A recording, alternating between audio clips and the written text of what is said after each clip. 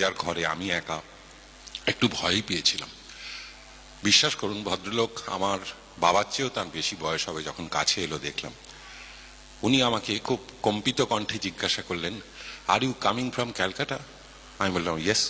আমি ভাবলাম একটু আগে আমি মঞ্চে 1 ঘন্টা কবিতা বলেছি, অনেক মানুষ আপ্লুত হয়েছেন, ধন্যবাদ জানিয়েছেন, তাঁদেরই মতো কেউ একজন হবেন কবিতার অনুরাগী, কিন্তু না। তিনি জিজ্ঞাসা করলেন আমি কলকাতা থেকে এসেছি কিনা। আমি বললাম হ্যাঁ। এবং বিশ্বাস করুন সেই 90 অতিক্রান্ত বৃদ্ধ ভদ্রলোকটি হঠাৎই নিচু হয়ে আমার পায়ে হাত দিয়ে প্রণাম করতে গেলেন। আমি বললাম এ কি করছেন, আপনি তো আমার বাবার বয়সী। তখন অদ্ভুত একটা স্বপ্ন আলু চোখে আমার দিকে তাকিয়ে বললেন, you are coming from Calcutta, the land of my God. আমি বললাম হু ইজ ইউর গড? তখন উনি বললেন যে আমি আইএনএতে ছিলাম, নেতাজির সেনাবাহিনীতে। যুদ্ধে আমার একটা পা, কাঠের পা, এখন যুদ্ধে একটা পা কাটা গেছিল। আমি নেতাজিকে দেখেছি, আমার আর ঈশ্বরকে দেখার দরকার হয়নি। আমি নেতাজিকে দেখেছি, ভারতবর্ষের আর কাউকে আমার চেনার দরকার হয়নি। অত বড় মাপের মানুষ, সেই দেশ থেকে, সেই মাটি থেকে আপনি আসছেন, আপনার পায়ে সেই মাটির ধুলো আছে, তাই আপনার পা ছুঁয়ে আমি আমার ভগবানকে প্রণাম করতে চাইছি।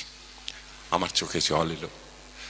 ভাবলাম আমরা তো হীন, অতি সাধারণ মানুষ, কিন্তু বাঙালি সারা পৃথিবীর কাছে আজও এইভাবে সমাদৃত শুধু তার ওই অতীত কর্মকাণ্ডের জন্য, ওই ভয়ঙ্কর বড় হয়ে ওঠার জন্য।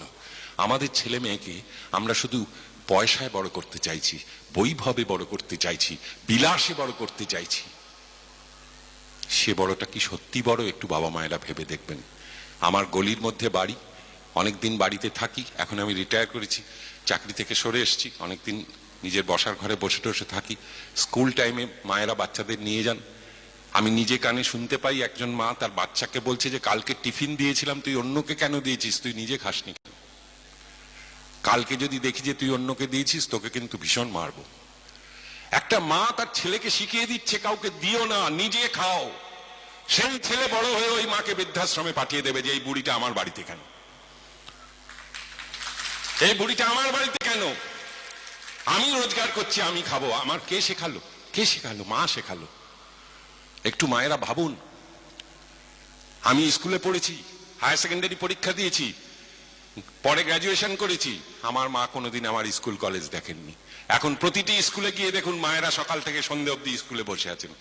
কেন না? ছেলে তার ভেতরে স্কুলে পড়াশোনা করছে, তিনি ছেলেকে সঙ্গে নিয়ে ফিরে যাবেন। জানি না এই কালচার, এই সংস্কৃতি কোথা থেকে এলো, এবং এতে করে ছেলেদের কি উন্নতি হচ্ছে। চতুর্পাশে যুব সমাজের মধ্যে যে অবক্ষয় দেখতে পাচ্ছেন প্রতিদিন, প্রতি মুহূর্তে, গোটা পৃথিবীর কাছে বাঙালিকে লজ্জায় মাথা নিচু করতে হচ্ছে। একটু মায়েরা ভেবে দেখুন। একটু ছেলেদের ফুটবল খেলতে দিন। বিবেকানন্দ বলেছিলেন গীতা পড়ার চেয়ে ফুটবল খেললে বেশি লাভ হয়। একটু খেলাধুলো করতে দিন। একটা অনুষ্ঠানে আমি গিয়েছিলাম, পিকে ব্যানার্জি ছিলেন আমার সঙ্গে, কিংবদন্তি ফুটবলার। ফুটবল খেলার ফাইনাল খেলা ছিল, আমি নিজে ফুটবল প্রেমিক, সেই হিসেবে আমন্ত্রিত ছিলাম। সেখানে একটি ছেলে 2বার গোল দিল না। প্রদীপদা আমাকে বললেন, তুই খেয়াল করলি ছেলেটা ইচ্ছে করে গোল দিল না? আমি বললাম কেন বলুন তো? বললো 2বারই কিন্তু ওর লম্বা ছেলে, লাফালেই মাথাটা ছোঁয়ালেই গোল পায়, কিন্তু সরে গেল। ইন্টারভ্যালে ছেলেটাকে ডেকে প্রদীপদা বলল, তুই কি রে, 2বার দুটো ক্রস এলো, মাথা ঠেকালেই তো গোল, তুই মাথা সরালি কেন? বললো বাবা এমনিতেই ফুটবল খেলতে দিতে চায় না, তার উপরে বলেছে বাবা খেলতে দিতে পারি একটা শর্তে, তুমি হেড দেবে না। হেড দিলে নাকি মাথা গন্ডগোল হয়ে যেতে পারে, পড়াশোনা খারাপ হয়ে যেতে পারে। তা প্রদীপদা বললো, দেখ আমি তো এত হেডে গোল করেছি, এখন অব্দি তো মনে হয় না আমার মাথাটা বিগড়ে গেছে। তো একটু বাঙালিরা ভাবুন কি জায়গায় চলে গেছেন, কি করছেন ছেলে মেয়েদের নিয়ে।